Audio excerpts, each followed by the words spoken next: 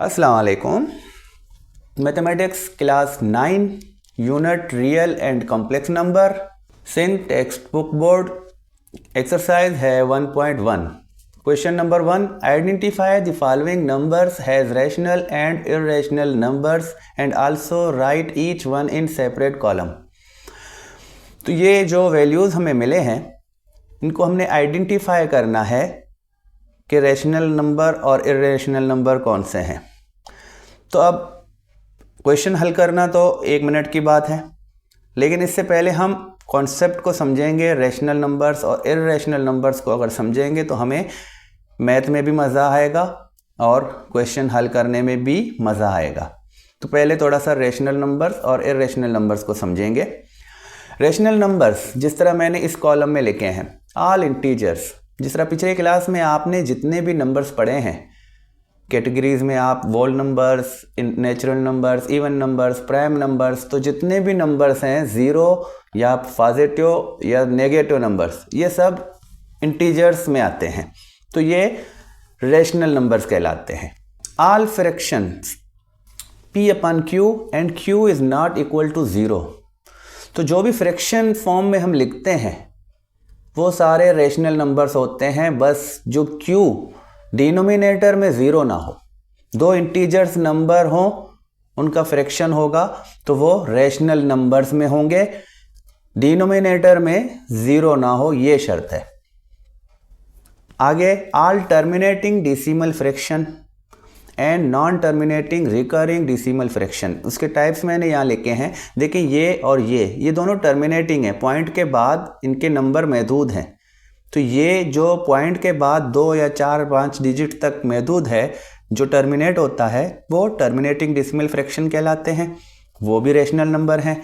और 1.333 इसके बाद ऐसे कंटिन्यू डॉट्स दिए हैं, तो इसका मतलब 1.3 और बाद में भी कंटिन्यू 3 है और ये नॉन टर्मिनेटिंग है, ये ख़त्म नहीं होगा, लेकिन ये एक नंबर बार बार रिपीट हो रहा है। जो नॉन टर्मिनेटिंग होंगे वो तो रैशनल नंबर हैं, लेकिन non terminating and recurring decimal fraction, ये रिकरिंग डेसिमल फ्रैक्शन कहलाता है। 1.3333 और 3 बार बार रिपीट हो रहा है। रिकरिंग का मतलब रिपीट होना, तो ये नंबर बार बार रिपीट होगा, वो भी रैशनल नंबर होंगे। जिस तरह यहाँ पर 35 बार बार रिपीट होगा और आगे भी रिपीट होगा, तो ये नॉन टर्मिनेटिंग तो है लेकिन रिकरिंग डेसिमल फ्रैक्शन है, रैशनल नंबर्स कहलाते हैं। अब इर्रेशनल नंबर्स के बारे में समझते हैं। तो all non terminating non recurring decimal fraction, जिस तरह यहाँ पर नॉन टर्मिनेटिंग थे लेकिन रिकरिंग थे, और यहाँ पर इन एग्जांपल्स में देखें तो ये नॉन टर्मिनेटिंग भी हैं और नॉन रिकरिंग भी हैं। यहाँ पर कोई पैटर्न या कोई नंबर बार बार रिपीट नहीं हो रहा है। तो ऐसे डेसिमल नंबर जिनमें कोई पैटर्न रिपीट नहीं हो रहा होगा, कोई नंबर रिपीट नहीं हो रहा होगा और वो नॉन टर्मिनेटिंग भी होगा, तो वो इर्रेशनल नंबर कहलाएंगे।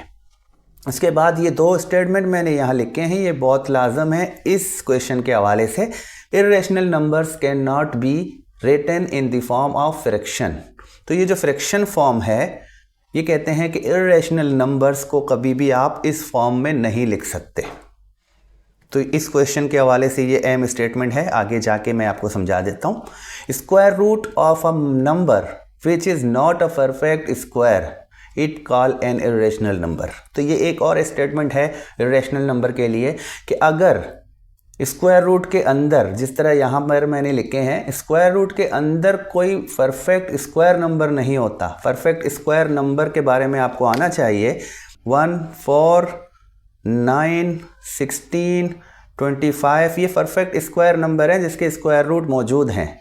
तो अगर स्क्वायर रूट के अंदर कोई नॉन परफेक्ट स्क्वायर नंबर होगा तो वो भी इर्रेशनल नंबर कहलाएगा। ये भी इस क्वेश्चन के लिए अहम है।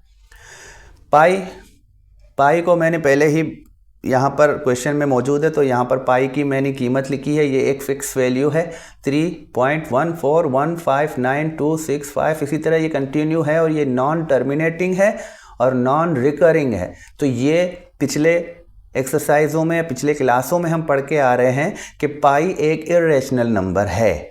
तो तो ये तो पीछे से ही वाज़े हो चुका है। क्यों? क्योंकि ये नॉन टर्मिनेटिंग है और नॉन रिकरिंग है। अब आते हैं क्वेश्चन की तरफ। तो पहला नंबर हमारे पास है 1/5। तो ये वाला जो स्टेटमेंट है, इरेशनल नंबर को हम फ्रैक्शन फॉर्म में नहीं लिख सकते। तो ये एक फ्रैक्शन है, तो ये कौन से कैटेगरी में है? ये रैशनल नंबर में है। तो मैं इसको यहाँ पर लिखूँगा, ये रैशनल नंबर है। अब नंबर 2 के ऊपर स्क्वायर रूट है। तो ये वाला statement, square root of a number which is not a perfect square it call an irrational number. इसके अंदर 2 एक नॉन परफेक्ट स्क्वायर नंबर है जिसका कोई रूट नहीं है। ये स्क्वायर रूट के अंदर जो 2 है, इसका अगर मैं स्क्वायर रूट निकालूं तो स्क्वायर रूट इस तरह के नंबर्स में आएगा जो नॉन टर्मिनेटिंग और नॉन रिकरिंग में होगा। तो वो इस स्टेटमेंट के हिसाब से भी वाज़े है कि अगर ऐसा नंबर जो नॉन परफेक्ट स्क्वायर है और वो स्क्वायर रूट के अंदर है तो वो एक इरेशनल नंबर है। तो फ्रैक्शन, जिस तरह ये नंबर फ्रैक्शन में लिखा है, फ्रैक्शन का कोई एक नोमिनेटर या डिनोमिनेटर में से इरेशनल नंबर होगा तो वो पूरा फ्रैक्शन जो है वो इरेशनल कहलाएगा। तो ये दूसरा नंबर जो है √2/8, ये एक इरेशनल नंबर है। तो 5 डिनोमिनेटर में √6 है। तो देखिए √6 भी एक नॉन परफेक्ट स्क्वायर नंबर है, ये रूट में है, तो ये भी एक इरेशनल नंबर है। तो ये भी यहाँ पर लिखा जाएगा। फॉर नंबर 2/8, तो देखें 2 नोमिनेटर भी एक इंटीजर नंबर है और 8 भी एक इंटीजर नंबर है। ये सिंपल 2 इंटीजर्स नंबर हैं जो फ्रैक्शन की फॉर्म में लिखे हैं। तो ऐसे फॉर्म में लिखे हुए रैशनल नंबर्स हैं। इनको अगर हम डेसिमल पॉइंट में ले जाएं, डेसिमल में कन्वर्ट करें, तो या तो टर्मिनेटिंग होंगे या नॉन टर्मिनेटिंग होंगे, लेकिन वो रिकरिंग होंगे। पार्ट नंबर 5, तो 1/√3, तो √3 भी एक इरेशनल नंबर है, तो पूरा फ्रैक्शन एक इरेशनल नंबर में होगा। √8 यहाँ फ्रैक्शन नहीं है तो सिर्फ 8 है, तो 8 एक नॉन परफेक्ट स्क्वायर है जो स्क्वायर रूट के अंदर है। तो इसको भी अगर हम डेसिमल फ्रैक्शन में ले जाएंगे तो इस टाइप का फ्रैक्शन बनेगा, तो ये भी एक इरेशनल नंबर होगा। 0, अब देखें तो इंटीजर्स नंबर का जो सेट है उसमें 0 दरमियान में है और इस तरफ नेगेटिव नंबर्स हैं, इस तरफ पॉजिटिव नंबर है। तो 0 एक इंटीजर नंबर है जो कि रैशनल नंबर के कैटेगरी में आता है। पाई की कीमत भी मैंने लिखी है और ये मैंने आपको वाज़े भी करा है। तो ये भी एक इरेशनल नंबर है जो कि मैंने पहले से यहाँ पर लिखा है। अब √5 है, स्क्वायर रूट के अंदर 5 है, तो 5 भी एक नॉन परफेक्ट स्क्वायर नंबर है, तो ये भी टाइप में आएगा इरेशनल नंबर के। अब 22/3 एक सिंपल फ्रैक्शन है जिसके दोनों नंबर्स इंटीजर्स हैं और q की जगह 0 नहीं है, ये एक रैशनल नंबर है, इसको हम यहाँ लिखेंगे। 1/π फ्रैक्शन का कोई एक भी डिनोमिनेटर या नोमिनेटर से कोई एक इरेशनल है तो पूरा फ्रैक्शन इरेशनल होगा। तो यहाँ पर इरेशनल है, तो ये जो फ्रैक्शन है 1/π, तो ये भी इरेशनल कैटेगरी में आएगा। 11/12 एक सिंपल फ्रैक्शन है, तो ये इस कैटेगरी में आएगा। तो इस तरह ये क्वेश्चन मैंने हल करा है। उम्मीद करता हूँ आपको अच्छा लगा होगा। YouTube में नया हूँ, चैनल को अभी स्टार्ट करा है, तो मेरी कोशिश है जो सिंथ टेक्स्ट बुक के 9th 10th या 11th 12th जो है उनके पूरे कोर्स में सॉल्व करूँ और इसी तरह वीडियोस बनाता रहूँ। तो आगे उम्मीद है आप लोग पसंद करेंगे, तो लाइक भी करेंगे, सब्सक्राइब भी करेंगे और शेयर भी करेंगे अपने दोस्तों में, तो हमें मज़ीद हिम्मत होगी इंशाअल्लाह नेक्स्ट वीडियोस बनाने की। Question number 2, convert the following into decimal fractions. जो हमें मिले हैं उनको कन्वर्ट करना है डेसिमल फ्रैक्शन में। Also indicate them as terminating and non terminating decimal fractions. अब ये जो नंबर मिले थे इनको हमने डेसिमल फ्रैक्शन में कन्वर्ट करना है, तो कन्वर्ट मैंने कैलकुलेटर की मदद से कर दिए हैं। बस 2 एग्जाम्पल भी आपके सामने रखे हैं। अब यहाँ पर टर्मिनेटिंग और नॉन टर्मिनेटिंग मैंने क्वेश्चन फर्स्ट में भी समझाया था, अभी क्वेश्चन 2 में यही पहचाननी हमने कि टर्मिनेटिंग कौन से हैं और नॉन टर्मिनेटिंग कौन से हैं। तो टर्मिनेटिंग जिस तरह ये मिसाल है, हमने 5 को डिवाइड कर दिया 8 के साथ, तो हमारा रिमाइंडर 0 आया और हमारा क्वोशिएंट 0.625 तक महदूद रहा, टर्मिनेट हो गया। तो ये रिमाइंडर 0 आने का मकसद कि ये यहाँ तक टर्मिनेट है, तो इसको हम कहते हैं टर्मिनेटिंग डेसिमल, जो पॉइंट के बाद 3 डिजिट तक टर्मिनेट है। इसी तरह पार्ट 2 देखें 4/18। तो 4/18 को मैं जैसे भी इसको डिवाइड करता रहूं तो मेरा रिमाइंडर बार बार 4 आएगा, और मैं दोबारा आगे बढ़ जाऊं तो फिर भी मेरा रिमाइंडर 4 ही आता रहेगा, और यहाँ पॉइंट के बाद 2 2 2 इसी तरह आता रहेगा, और ये डिवीजन ख़त्म नहीं होगी।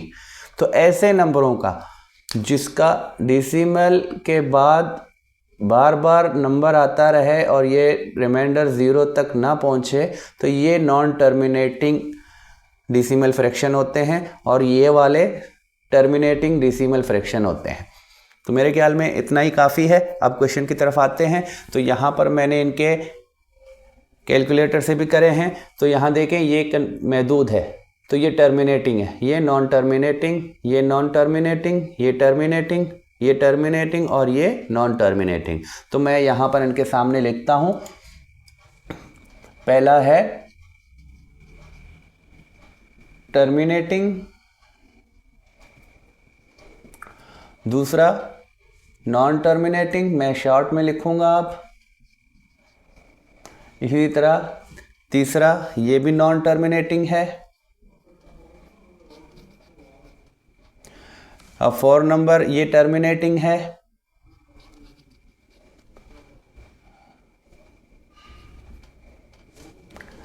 ये टर्मिनेटिंग है और ये नॉन टर्मिनेटिंग है। क्वेश्चन नंबर 2 भी हो गया है आपका। अब बढ़ते हैं क्वेश्चन नंबर 3 की तरफ। अब आते हैं क्वेश्चन नंबर 3 की तरफ। Illustrate the following rational numbers on number line. अब नंबर लाइन पिछले क्लासों में भी आप लोग पढ़ के आ चुके हो। नंबर लाइन में क्या है, ये स्टार्ट है 0 से। हम राइट साइड में एक ही, अगर राइट साइड में हम लेते हुए जाएं तो यहाँ पर +1 +2 +3, इसी तरह यहाँ पर -1 -2। अब यहाँ पर मैंने इन 6 वैल्यूज़ जो मिले हैं इनके मुताबिक मैंने 3 लाइंस बनाए हैं, क्योंकि ये दोनों और ये दोनों और ये दोनों आप देखें तो सेम है, बस प्लस और माइनस के नंबर्स हैं। अब इस फ्रैक्शन को इनको हमने नंबर लाइंस पे दिखाना है। अब नंबर लाइंस पे कैसे दिखाएंगे, अब देखें यहाँ पर आपको फ्रैक्शन को अगर नंबर लाइन पे दिखाना हो तो सबसे पहले उसके डिनोमिनेटर को देखो। यहाँ पर इसका डिनोमिनेटर 10 है, इन दोनों नंबरों का डिनोमिनेटर 10 है।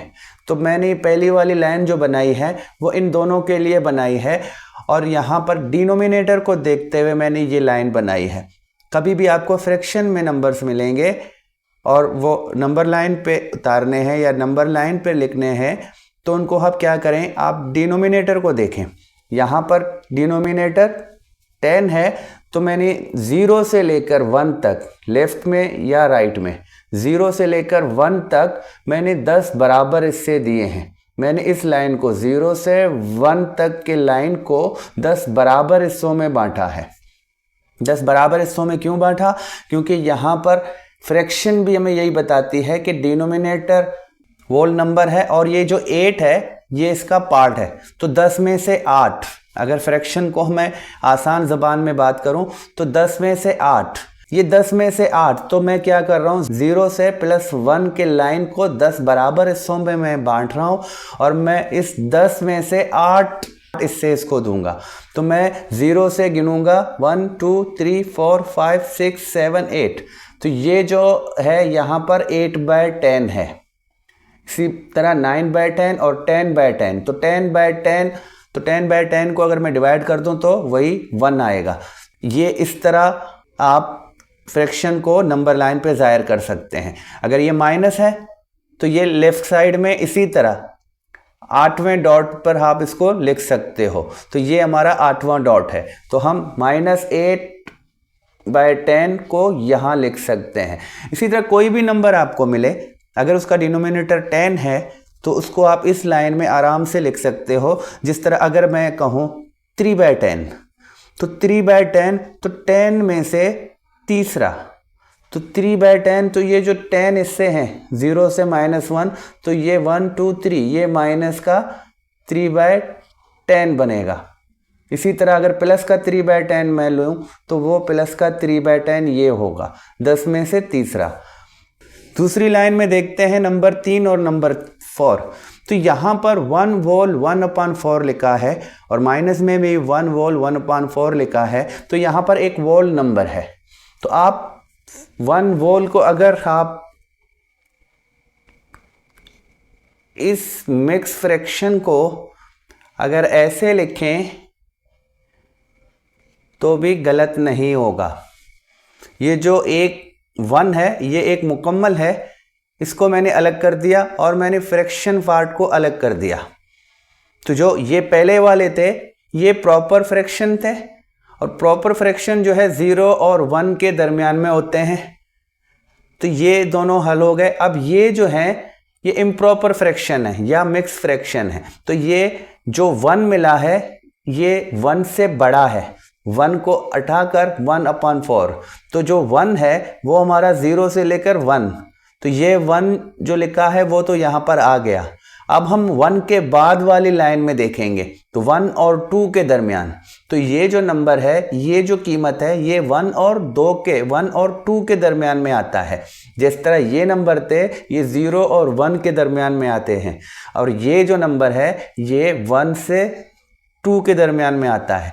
तो 1 और 2 के दरमियान में अब मैंने 1 को अलग कर दिया, ये तो 1 हो गया। अब 1/4, तो यहाँ पर डिनोमिनेटर हमारा 4 है, तो मैंने इस स्केल को या इस लाइन को 4 बराबर हिस्सों में बांटा है। देखो 0 से 1 तक 4 डॉट दिए हैं, और इसी तरह 1 से 2 तक फिर 4 डॉट, फिर 2 से 3 तक भी 4 डॉट। तो ये यहाँ पर मैंने हर नंबर को मैंने 4 बराबर हिस्सों में बांटा है।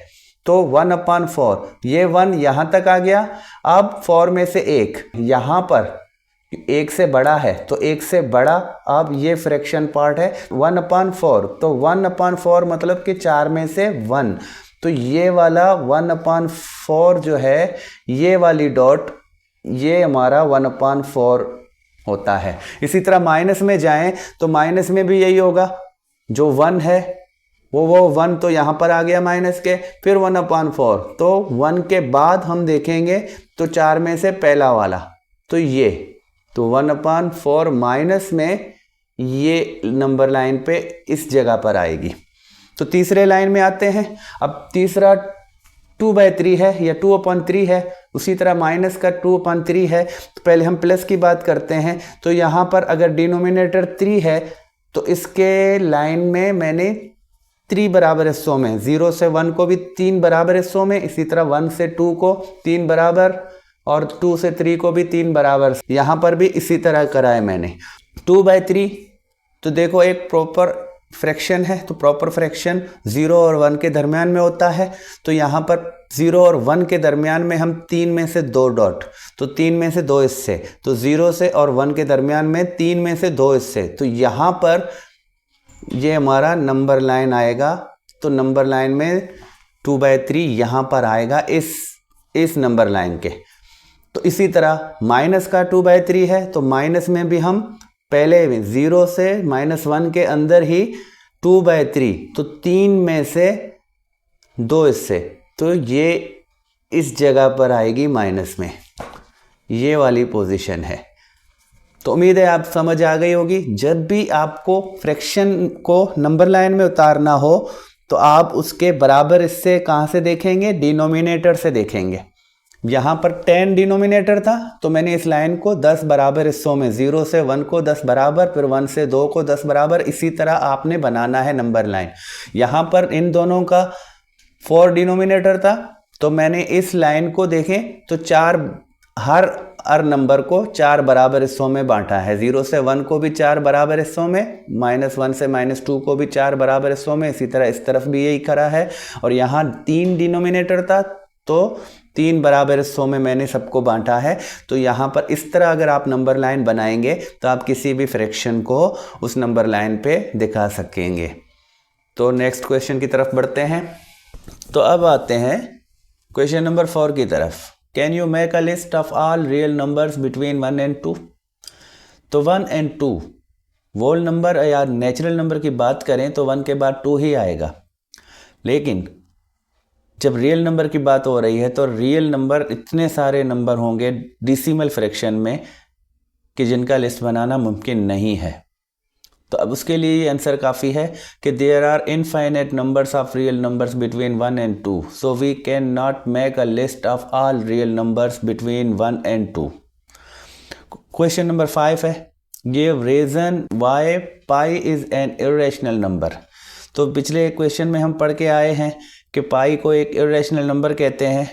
अब उसके लिए भी रीज़न चाहिए। तो रीज़न क्या है कि pi is an irrational number because it can not be expressed as a fraction. तो पिछले में आपने पढ़ा है कि हम इरेशनल नंबर को फ्रैक्शन के फॉर्म में नहीं लिख सकते, तो हम पाई को भी फ्रैक्शन के फॉर्म में नहीं लिख सकते। और दूसरी बात, it's decimal representation is non terminating and non recurring. तो आपने इरेशनल की एक और प्रॉपर्टी भी पढ़ी थी पिछले क्वेश्चन में कि नॉन टर्मिनेटिंग और नॉन रिकरिंग होते हैं। तो पाई की जो वैल्यू है वो भी नॉन टर्मिनेटिंग और नॉन रिकरिंग है।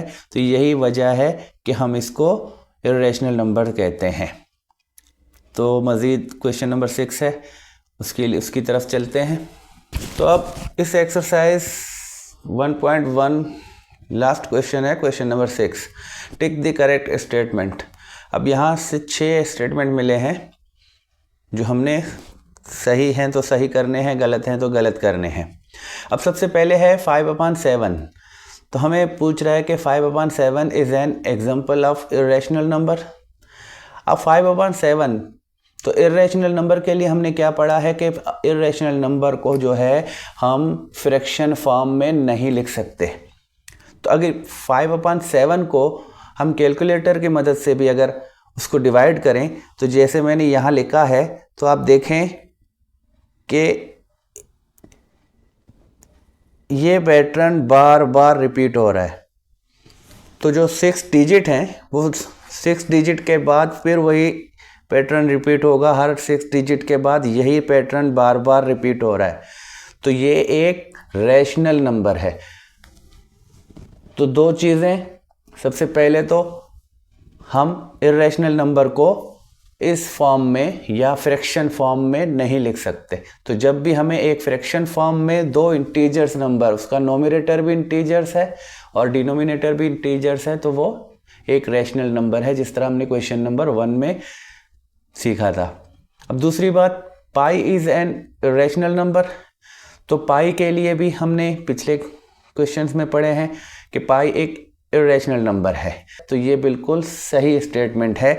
और पाई के लिए आपने पिछले क्लासों में 22/7 पढ़ा है कि हम पाई की वैल्यू को 22/7 करते थे। तो वो और पाई दोनों के वैल्यूज़ मैंने यहाँ लिखे हैं, ये देखें कैलकुलेटर से। जो 22/7 है, यहाँ भी आप देखें तो आपको ये पैटर्न बार बार रिपीट होता दिख रहा है। तो जो हमारा ये फ्रैक्शन है 22/7, ये भी एक रैशनल नंबर है। इसको पाई की एग्जैक्ट वैल्यू नहीं कह सकते, लेकिन फ्रैक्शन में जो इस वैल्यू के करीब करीब आता है वो ये वाला फ्रैक्शन है, जिसको अगर हम डेसिमल फ्रैक्शन में ले आएँ तो इसके करीब करीब ये वैल्यू आएगी। लेकिन वो भी आप यहाँ पर अंदाज़ा कर सकते हैं, जबकि पाई की वैल्यू ऐसी है जो ना रिपीट पैटर्न हो रहा है और ना ही टर्मिनेट हो रहा है। तो ये जो पाई की एग्जैक्ट वैल्यू है वो ये है। तो जो 22/7 हम पिछले क्लासों में पढ़ा है वो उसकी एग्जैक्ट वैल्यू नहीं है, लेकिन वो वैल्यू तकरीबन इस वैल्यू के करीब है अगर उसको हम फ्रैक्शन में लिखें तो। लेकिन अगर 22/7 के लिए अगर आपको कोई पूछे कि ये रेशनल नंबर है या इर्रेशनल नंबर है, तो ये एक रेशनल नंबर है। पाई जो है वो एक इर्रेशनल नंबर है, तो ये पाई इज एन इर्रेशनल नंबर, बिल्कुल सही, करेक्ट है। अब 0.31591 उसके बाद डॉट दिए हुए हैं, तो is an example of non terminating and non recurring. तो पॉइंट के बाद नॉन टर्मिनेटिंग है, जिस तरह मैंने कहा है यहाँ पर डॉट लगे होंगे तो वो नॉन टर्मिनेटिंग की निशानी को बताते हैं। और यहाँ पर देखें तो कोई नंबर भी कोई पैटर्न भी जो है वो रिपीट नहीं हो रहा, तो ये नॉन टर्मिनेटिंग है और नॉन रिकरिंग है। जो ये एग्जाम्पल बता रहा है कि नॉन टर्मिनेटिंग और नॉन रिकरिंग है, तो ये बिल्कुल सही है, तो ये स्टेटमेंट भी इसके लिए सही है। अब चौथे नंबर को देखें तो 0.123, अब 3 के ऊपर इसने बार दिया है, तो याद रखें कभी भी पॉइंट के बाद डिसिमल में ऐसे अगर किसी नंबर के ऊपर बार आ गया तो वो बार भी जो है इसको जाहिर करता है, रिकरिंग डिसिमल फ्रैक्शन को जाहिर करता है, तो ये नॉन टर्मिनेटिंग भी है। तो जब 3 बार बार रिपीट होगा तो उसके ऊपर बार भी देते हैं, तो ये भी एक रिकरिंग डिसिमल फ्रैक्शन की पहचान है। तो ये एग्जाम्पल जो है ये नॉन रिकरिंग फ्रैक्शन की है, ये बिल्कुल सही है। 1/3, 2/3 आर लाइंग बिटवीन 0 and 1, तो ये दो फ्रैक्शन है। अब कह रहे हैं कि ये दोनों फ्रैक्शन जो हैं वो 0 और 1 के दरमियान में आते हैं। तो याद रखना है, आपने प्रॉपर और इम्प्रॉपर फ्रैक्शन पढ़ा है, तो ये प्रॉपर फ्रैक्शन है। प्रॉपर फ्रैक्शन में क्या होता है, डिनोमिनेटर बड़ा होता है नोमिनेटर से। अब आप दोनों में देखें, डिनोमिनेटर बड़ा है नोमिनेटर से, तो जब भी डिनोमिनेटर बड़ा होता है नोमिनेटर से उसको हम प्रॉपर फ्रैक्शन कहते हैं। जो प्रॉपर फ्रैक्शन है वो हमेशा 0 और 1 के दरमियान में ही आते हैं। तो प्रॉपर फ्रैक्शन 0 से बड़े होते हैं और 1 से छोटे होते हैं, तो ये दोनों प्रॉपर फ्रैक्शन हैं और 0 और 1 के दरमियान में आते हैं, तो ये स्टेटमेंट भी बिल्कुल सही है।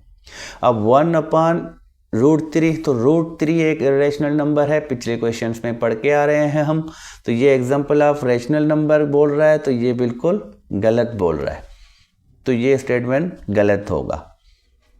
तो उम्मीद है अब ये क्वेश्चन भी आपके समझ में आ गया होगा। ऐसे क्वेश्चन हमेशा आपको MCQs में आते हैं। तो ये जो एक्सरसाइज 1.1 है, इसके जितने भी क्वेश्चन थे ये सब MCQs की तैयारी के लिए हैं, तो इनको मामूली ना समझें, क्योंकि आपके एग्ज़ाम में भी 15 से 20 मार्क MCQs के हैं।